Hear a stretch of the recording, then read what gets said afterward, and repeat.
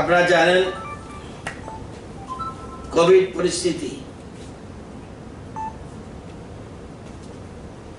যদিও অন্য রাজ্যের তুলনায় আমাদের রাজ্যে ভালো, তবুও এটা একই জায়গায় দাঁড়িয়েছে, কোথাও কোথাও বৃদ্ধি হয়েছে। আগরতলা কর্পোরেশন এলাকায় যদি গত 7 দিন দেখি, 16 মে থেকে যদি 24 মে পর্যন্ত দেখি, তাহলে দেখা যাবে এই 7 দিনে পজিটিভিটি রেট বা 21.37%, 16 মে ছিল 17.22%, 24 মে হলো 22.82%, অর্থাৎ 7 দিনের গড়ে যদি ধরি 21.37%, কিন্তু 24 তারিখের 22.82% পজিটিভিটি রেট। এবং আপনারা যদি দেখেন জেলাগুলির চিত্র, ওয়েস্ট গত 7 দিনে ওয়েস্টে দাঁড়িয়েছে 12.32%,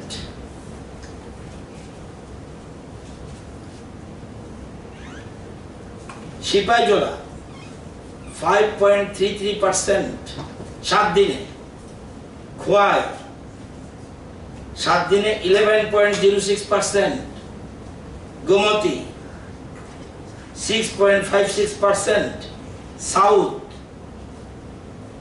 4.33%, ধলাই 5.01%, উনকোটি 5.17%, নর্থ 4.05%। এই যে টোটাল চিত্র দেখা যাচ্ছে, এটা ক্রমশ ঊর্ধ্বগামী, বিশেষ করে ওয়েস্টে এবং খোয়াইতে। অন্য জায়গাতেও পার্টিকুলার এরিয়াতে বহু ব্লকে অনেক বেশি রয়েছে।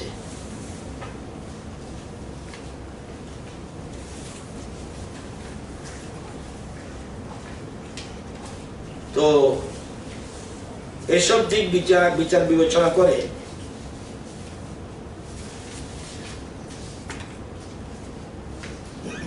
মন্ত্রিসভা মানুষের নিরাপত্তার স্বার্থে অত্যন্ত গুরুত্বপূর্ণ সিদ্ধান্ত গ্রহণ করেছে। আজ মন্ত্রিসভা সিদ্ধান্ত গ্রহণ করেছে আগরতলা কর্পোরেশন এলাকায় আগামীকাল 26শে মে পর্যন্ত, যে করোনা কার্ফিউ জারি করা আছে সেটা আরো কঠোর করে, বর্তমানে যেটা 26শে মে পর্যন্ত, কালকে সকাল পর্যন্ত যে করোনা কার্ফিউ জারি আছে, সেটা আরো কঠোরভাবে অন্যান্য আরবান এলাকাগুলিও আগামী 5ই জুন পর্যন্ত বর্ধিত করা হয়েছে। আগরতলা কর্পোরেশন, বাকি সব আরবান এরিয়া, সেটা আগামী 5ই জুন পর্যন্ত বর্ধিত করা হয়েছে। এই ক্ষেত্রে মুদি দোকান, সবজি, মাছ, এই ধরনের জরুরি পরিষেবার জন্য যে সকল দোকান খোলা থাকতো, সেগুলি এখন সকাল 6 ঘটিকা থেকে 12 ঘটিকা পর্যন্ত খোলা থাকবে। এরপর বাকি সম্পূর্ণ বন্ধ। সকাল 6 ঘটিকা থেকে সবার জন্য নয়, জরুরি পরিষেবা সবার জন্য নয়, জরুরি পরিষেবা বলতে মুদি, সবজি, ফল বা জরুরি পরিষেবা যেগুলি আছে, সেগুলি শুধু সকাল 6টা থেকে দুপুর 12টা পর্যন্ত খোলা থাকবে, বাকি সম্পূর্ণ বন্ধ। এক্ষেত্রে প্রশাসন থেকে কঠোর পদক্ষেপ নেওয়া হবে, তল্লাশি সহ সমস্ত রকম কঠোর পদক্ষেপ নেওয়া হবে। সকলের সহযোগিতা আমরা কামনা করছি। সরকারি গাড়ি এবং হেলথ রিলেটেড গাড়ি ছাড়া সমস্ত যানবাহন বন্ধ থাকবে। ওই সময় যে 6টা থেকে 12টা, সেগুলি জরুরি পরিষেবার গাড়িগুলি ওই সময় বলা থাকবে, নতুবা হেলথ রিলেটেড গাড়ি এবং সরকারি গাড়িগুলি সমস্ত এগুলি যানবাহন বন্ধ থাকবে। সরকারি কার্যালয়গুলি জরুরি পরিষেবার সাথে যুক্ত অফিসগুলি মাত্র খোলা থাকবে। এছাড়া আরবান ছাড়া বাকি সারা রাজ্য, এখন পর্যন্ত আমি বলছি, কালকা সকাল থেকে বলছি, সারা আরবান এলাকা, আগরতলা কর্পোরেশন সারা আরবান এলাকাগুলি করোনা কারফিউ জারি করা হচ্ছে। পৃথকভাবে নোটিফিকেশন, পৃথক নোটিফিকেশন বিজ্ঞপ্তি জারি করা হবে আজকে রাত্রি। আরবান ছাড়া বাকি সারা রাজ্য 27 মে সকাল থেকে করোনা কারফিউ 5 জুন পর্যন্ত ঘোষণা করা হচ্ছে। এটাও পৃথকভাবে নোটিফিকেশন জারি করা হবে, পৃথক বিজ্ঞপ্তি এর জন্য জারি করা হবে। এবং শুধুমাত্র একই জিনিস, জরুরি পরিষেবা যুক্ত তথা গাড়ি, ওই যেটা সকাল 6টা থেকে 12টা পর্যন্ত সারা রাজ্যে, অর্থাৎ 27 তারিখ সকাল থেকে সারা রাজ্যে একই ধরনের হয়ে যাবে। শুধু মাঝখানে 26 তারিখটা শুধু আরবান এলাকাগুলি এটা খোলা থাকবে, এছাড়া সম্পূর্ণ বন্ধ থাকবে। রাজ্যের মানুষের নিরাপত্তার স্বার্থেই প্রশাসন এই কঠোর পদক্ষেপ নিতে বাধ্য হচ্ছে, কারণ মানুষের নিরাপত্তা সবার আগে। রাজ্য মন্ত্রিসভার আরেকটা সিদ্ধান্ত, যেহেতু করোনা কারফিউ চলবে, সেজন্য আরেকটা গুরুত্বপূর্ণ সিদ্ধান্ত রাজ্য সরকার গ্রহণ করেছে।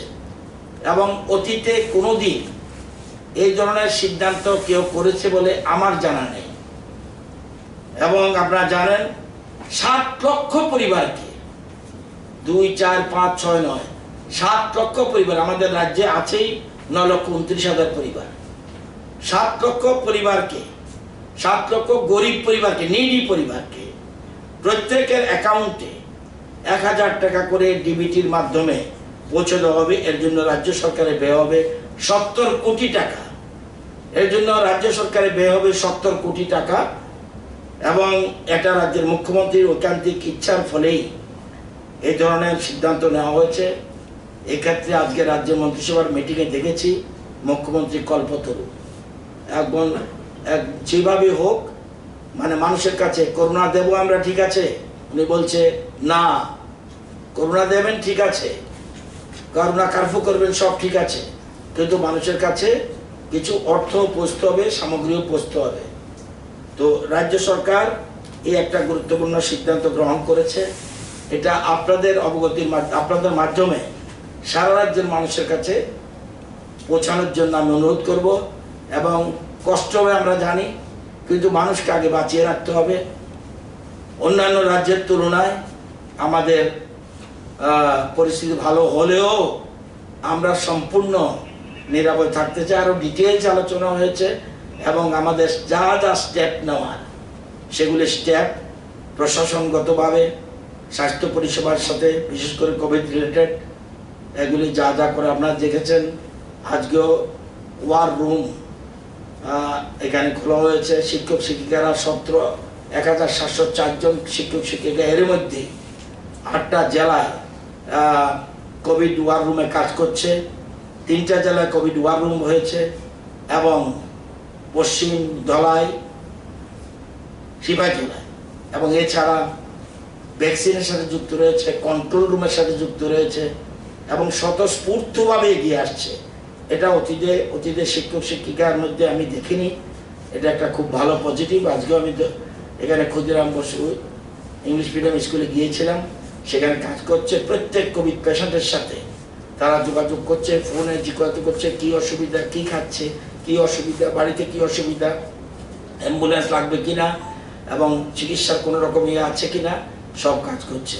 বাকি 5টা জেলাতেও কোভিড ওয়ার রুম খোলা হবে এবং আমরা তাদেরকে অলরেডি ফ্রন্টলাইন ওয়ারিয়র হিসেবে ঘোষণা দিয়েছি আগেই। ওদেরকেও ভ্যাকসিনের ব্যবস্থা আমরা করেছি।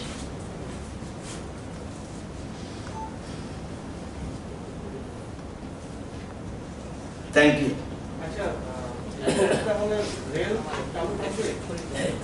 এখন যা সিদ্ধান্তের কথা একটু জানি, চালু থাকবে না থাকবে এটা সেন্ট্রাল গভর্নমেন্টের ব্যাপার। আমরা টেক আপ করেছি আর কিছু বলতে হবে।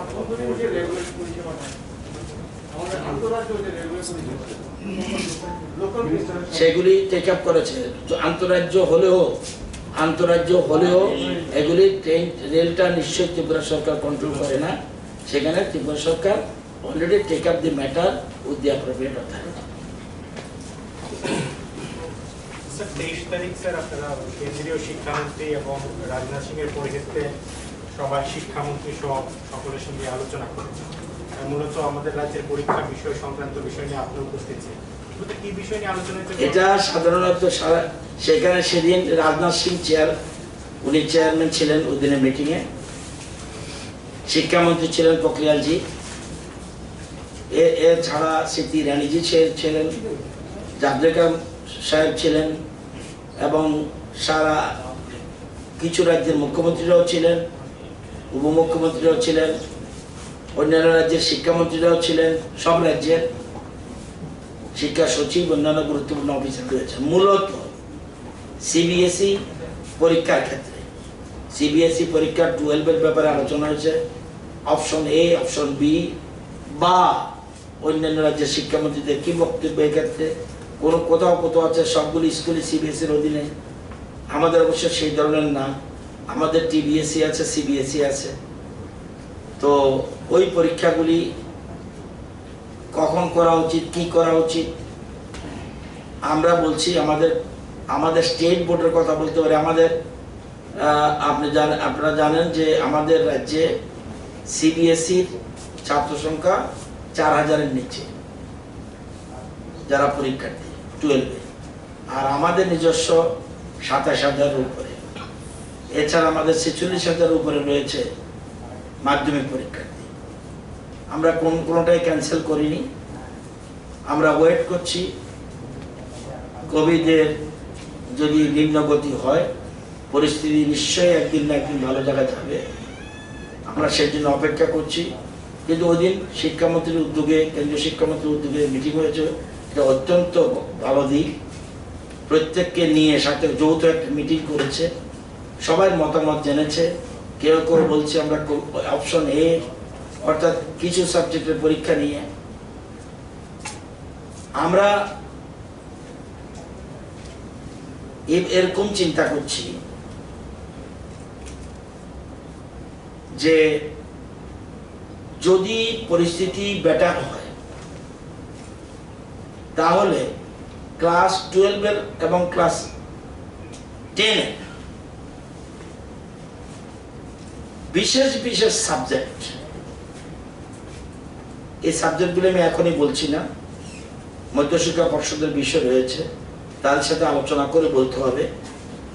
বিশেষ ইম্পর্টেন্ট সাবজেক্টগুলি পরীক্ষা নিতে পারি, 3টা বা এই ধরনের কিছু। মাধ্যমিক ক্ষেত্রে এরকম, উচ্চ মাধ্যমিক ক্ষেত্রে এরকম, আর্টসের ক্ষেত্রে একরকম, কমার্সের ক্ষেত্রে আরেক রকম, সায়েন্সের ক্ষেত্রে আরেক রকম। আমরা ওখানে বলেছি যে পরিস্থিতি এখন যা পরীক্ষা নেওয়ার সম্ভাবনা, কিন্তু সামনের দিনে যদি জুলাই যদি এটা কমে যায় তাহলে আমরা পরীক্ষা প্রশ্নপত্র আমাদের তৈরি রয়েছে, সব কিছু তৈরি রয়েছে, সেন্টার পর্যন্ত আমরা ডেজিগনেট করে রেখেছি। কিন্তু পরিস্থিতির উপর নির্ভর করে ওইটাই আলোচনা হয়েছে, কোনো চূড়ান্ত সিদ্ধান্ত হয়নি, সবাই অপিনিয়ন নিয়েছে। আচ্ছা, আমার একটা কোশ্চেন ছিল, যেহেতু রেলের ব্যাপারে এখনো কোনো ডিসিশন হয়নি, তো রেল তো চলবে, তো ওইখানে যে মানে স্টেশনে যে অটো সার্ভিসগুলো কি চলবে নাকি ওইগুলো ক্লোজ থাকবে? আমি যা বলেছি বাকিগুলি বিজ্ঞপ্তিতে থাকবে। আজকে ঘোষণাটা দরকার, আপনাদের নোটিফিকেশন বেরোতে রাত্রে হবে, সেই জন্য আপনাদের মাধ্যমে সন্ধ্যা রাত্রে জিনিসটা জানিয়ে দিলাম। বাকিটা বিজ্ঞপ্তি আপনাদের পত্রিকা ছাপার আগেই নিশ্চয়ই বিজ্ঞপ্তি পৌঁছবে, আর যারা ইলেকট্রনিক মিডিয়া তারাও পেয়ে যাবে, তারাও নিউজ দিতে পারবে। এবং আমরাও চাই সঠিকভাবে আপনাদের আগে পৌঁছা, যাতে আপনারা নিউজ দিতে পারেন। এগুলি কতগুলি নিয়ম আছে, যখনই কারফিউ শব্দটা ব্যবহৃত হবে তখন কিন্তু জেলা শাসক তারাই করবে। সেক্ষেত্রে চিফ সেক্রেটারি গাইডলাইন দিতে পারে, কিন্তু জেলা শাসক বিজ্ঞপ্তি জারি করবে। মন্ত্রিসভা সিদ্ধান্ত নিয়েছি, এই সিদ্ধান্তের কথাটা চিফ সেক্রেটারি ডিএমদের জানিয়ে দেবে। DM will do the needful. Sir, আজকে বিভিন্ন শ্রমিক সংগঠনের দ্বারা যারা ই রিক্সা চালাচ্ছে তারা প্রেস কনফারেন্স করে দাবি জানাচ্ছে যে তারা বিভিন্ন বেসরকারি সংস্থা এবং গভর্নমেন্ট থেকে লোন নিয়ে ই রিক্সাগুলি মানে ক্রয় করেছে, এবং তাদের এখন যেহেতু করোনা কার্ফিউ চলছে, প্যাসেঞ্জারের সংখ্যাটা রাস্তাতে ক্রমে বেড়ে যাচ্ছে, তারা দাবি জানাচ্ছে যে তাদেরকে বিভিন্ন ব্যাংক থেকে মানে ঋণ দেওয়ার জন্য চাপ দিচ্ছে। তো রাজ্য সরকারের কাছে তারা দাবি জানাচ্ছে যে রাজ্য সরকার যদি ব্যাংকগুলিকে বলে দেয় যে আপাতত এই জিনিসটা কিভাবে দেখছে? আপনার মাধ্যমে খবরটা পেয়েছি। আমি মন্ত্রিসভার মিটিংয়ে পরবর্তী দিনে এটা উত্থাপন করব। হঠাৎ করে এরকম বলা যায় না। আপনি কি বলতে চান সব চালু করার জন্য? আমার মনে হয় 5%ও এখন বলে না, যে এখন আরো স্ট্রিক্ট করার জন্য বলে। আগে তো মানুষ বাঁচার প্রশ্ন, তারপরে টেকনিক্যাল প্রশ্নগুলি দেখা যাবে। ওরা স্যার চালু করার জন্য এক কথা বুঝেছি, কিন্তু ইচ্ছা করলেই এটা তো আজীবনের জন্য বন্ধ হয়নি। 15 দিন, 1 মাস সরকার থেকে সাহায্য করা হচ্ছে, কিচ্ছু না, 1000 টাকা কিচ্ছু না। কিন্তু 10-এর লাঠি 1-এর বোঝা, 70 কোটি যাবে 7 লক্ষ মানুষের কাছে। এছাড়া সামগ্রিক কথাও চিন্তা করছে, খাদ্য সামগ্রিক কথাও রাজ্য সরকার চিন্তা করছে। এখনো এটা সিদ্ধান্ত হয়নি, যেটা সিদ্ধান্ত হয়েছে জানালাম। তো এই বিষয়টা দেখতে হবে। ওরা বলছে যে ব্যাংকগুলিকে যদি রাজ্য সরকার আর এরকম না, তো ব্যাংক তো রাজ্য সরকারের কন্ট্রোলে নয়। আপনি নিশ্চয়ই অবগত আছেন, রাজ্য সরকার তাদের সাথে আলোচনা করতে পারে, কিন্তু রাজ্য সরকার কি বলে দেবে, তুমি তোমার লোন টোন ঋণ নিয়েছে, কোনো চাপ দিও না। এক্ষুনি এই মুহূর্তে কথা বলা সম্ভব না। আপনি বলেছেন তাদের পক্ষ হয়ে নিশ্চয়ই মন্ত্রিসভার বৈঠকে আমি উঠাবো। উঠালে নিশ্চয়ই আমাদের অর্থমন্ত্রী আছেন, উনি ব্যাংকগুলির সাথে টেক আপ করবেন। ব্যাংকগুলি আমাদের কন্ট্রোলে না, মনে রাখতে হবে। ব্যাংকগুলি আমাদের কন্ট্রোলে না, আমাদের আয়ত্তের না, কিন্তু ব্যাংকগুলিকে সাথে বসে আমরা এই ব্যাপারটা আলোচনা করার জন্য বলবো, যে তাদের উপরে যেন এই সময় চাপটা না আসে। নিশ্চয়ই ব্যাপারটা, যেহেতু বলছেন, যেহেতু তারা শ্রমিক মানুষ, 100% দেবে, কিন্তু বিষয়টা পরবর্তী মিটিং হলে তখন জানাবো।